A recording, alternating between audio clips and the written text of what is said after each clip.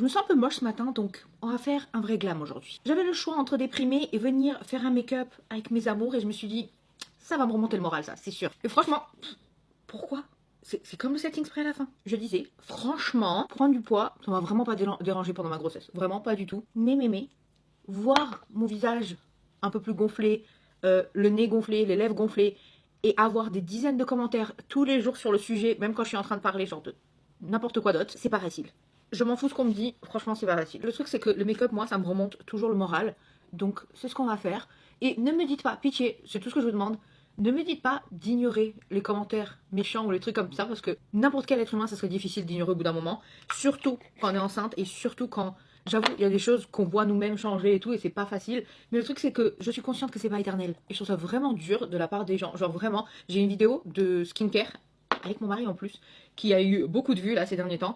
Et ça m'a fait trop de la peine parce que il y avait tellement de commentaires marrants, positifs et tout. Mais en même temps, il y avait grave des commentaires désobligeants par rapport par exemple à mes lèvres ou des choses comme ça, genre que j'avais fait, voilà, que j'avais fait probablement de la chirurgie, ou il y a quelqu'un qui a écrit bébé il est censé sortir par les lèvres, c'est pour ça qu'elles sont si énormes. Enfin, vraiment des trucs. Maintenant je le dis, c'est marrant, mais sur le coup ça m'a vraiment vexée.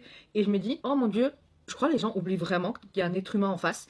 Et ce que je déteste le plus, c'est quand les gens me disent, ouais, peut-être que pendant ta grossesse tu fais une pause et tout. À la fin de la journée, ça fait aussi partie de mon travail. Donc je sais pas dans quel monde tout le monde et n'importe qui, dès que quelqu'un les énerve au travail, peut se permettre de dire genre, allez bye, je me casse. Et le pire, c'est que franchement, je pense que ça me mettrait encore plus mal parce que j'aime trop ma communauté. Genre, encore une fois, et j'en parlais il y a pas longtemps, j'ai eu une communauté aux US, j'avais un autre compte, vous le savez tous, où j'ai jamais partagé, mais même pas un quart de tout ce que j'ai partagé ici en 2 ans. Et j'ai créé des connexions. Genre, il y a des gens avec qui je parle pratiquement maintenant tous les jours. Il y a des gens qui checkent sur moi dès que j'ai pas posté. Il y a des gens avec qui j'ai parlé de trucs hyper vulnérables et tout. Genre, ma communauté, c'est vraiment un truc extraordinaire dont je suis hyper fière.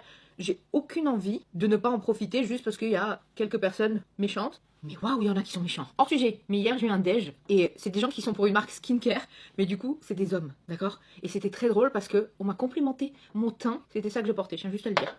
Je tiens juste à le dire et ça se voyait qu'ils ne savaient rien en make-up. Mais du coup, même si je les adore, mais du coup c'était assez marrant parce qu'ils disaient waouh, t'as vachement bonne mine et tout, c'est la grossesse, j'étais là genre c'est Yves Saint Laurent, ouais. Il y a eu beaucoup de sorties fond de teint d'ailleurs, j'ai commandé un fond de teint qu'il faut qu'on teste d'une marque, je vous promets, j'ai rien acheté de cette marque probablement depuis 2019. Donc on va bien rigoler, on va voir. Enfin on va bien rigoler, je dis pas ça pour être méchante, mais je veux dire, ça va être marrant pour moi de retester un truc d'une marque que j'ai pas calculé depuis longtemps. Franchement, dis-moi la vérité, est-ce qu'il y a des marques comme ça que t'achetais tout le temps, que t'étais à fond avant?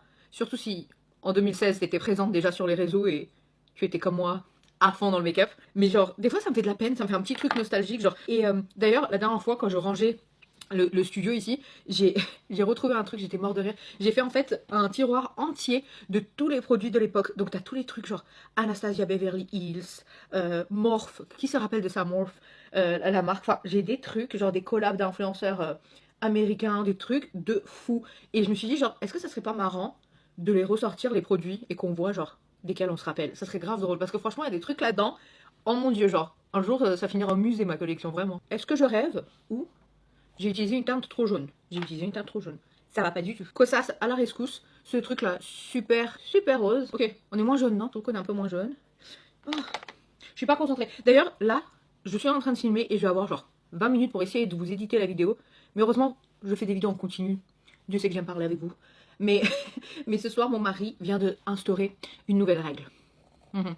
Et la règle, c'est que maintenant, tous les vendredis, jusqu'à ce que baby arrive, faut qu'on fasse un date night. Même si c'est à la maison. Parce que j'ai essayé de dire, mais il y a des soirs où je suis fatiguée. Il m'a dit non, on le fera à la maison alors. Donc vraiment, c'est une... Oh, mais qu'est-ce que j'ai fait? Mon dieu, je suis fatiguée, on bouge pas. Moi, je sais qu'il a réservé quelque chose que je kiffe parce que j'ai vu sa petite tête, genre trop fière de lui sur le téléphone alors que j'étais à côté, mais il voulait pas me laisser voir. Donc je sais qu'il a dû réserver un truc que j'aime bien, mais je sais pas encore quoi. On va voir, je trouve ça trop chou. Mais j'admets un truc et il y a encore des gens qui vont me prendre la tête, mais pareil. En fait, j'essaie de me dire maintenant à chaque fois que je parle de choses, je m'adresse que à mes petites sœurs, mes grandes sœurs qui sont là. Vraiment, désolée d'utiliser ce mot, mais pour moi, c'est vraiment ce que c'est parce que vu les sujets qu'on aborde des fois, je pense qu'il y a que des sœurs qui s'entraident avec ces sujets-là. Mais j'essaie de me dire que c'est que à celles-là que je m'adresse et tant pis s'il y en a d'autres qui interviennent et ne sont pas bienveillants.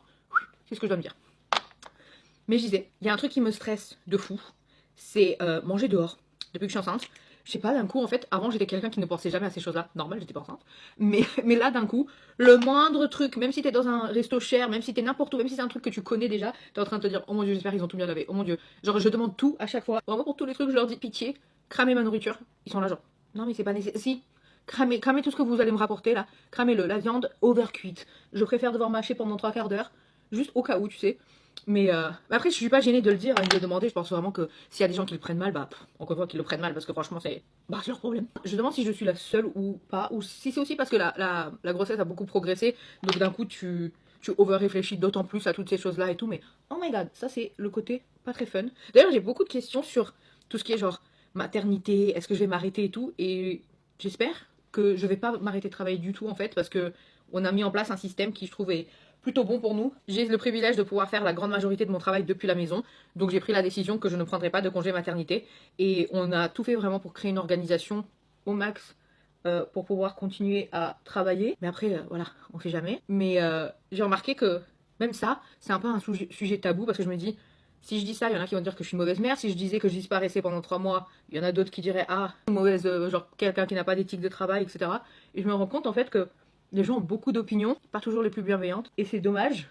Mais d'un autre côté, je me dis encore une fois, moi je le partage parce que je pense que je suis pas la seule. Encore une fois, j'ai fait une vidéo il y a quelques jours sur mon autre page avec Milita, et je parlais justement de ça, de quand on est une femme, il y a tellement de choses qu'on doit constamment justifier, entre femmes, face aux hommes, face à vraiment tout, quoi. Et des fois, on va pas se mentir, franchement, c'est stressant.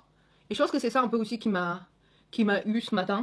C'était, je me suis réveillée avec plusieurs commentaires sous cette fameuse vidéo, hyper pas bienveillants, et d'autres discussions sur d'autres sujets. Je me suis dit genre, ah ouais, j'ai besoin d'un make-up break, ok? J'ai besoin d'une pause make-up avec mes besties. Ça va aller mieux, ça va tout de suite aller mieux. En plus, genre la dernière fois que... Désolée, je suis pas la plus fun en ce moment, mais la dernière fois que je vous disais que je me sentais un peu stressée et tout, vous m'avez montré tellement de soutien, c'était magique, vraiment magique. Et ça, pour le coup, je suis vraiment pas certaine qu'un jour, je pourrais le rendre, en fait, parce que je me rends compte que beaucoup de personnes ignorent l'impact qu'ils peuvent avoir juste avec leurs mots, positifs ou négatifs.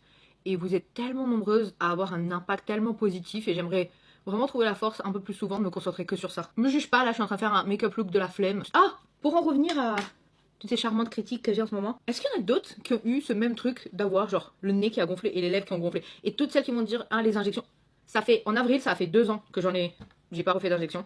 Et vraiment pour le coup, je pensais pas, étant justement quelqu'un qui a la lèvre du haut très fine naturellement, que ma lèvre avait le potentiel de gonfler avec la grossesse. Le nez, j'ai une tante à qui c'est arrivé, donc je suis pas over choquée pour le nez.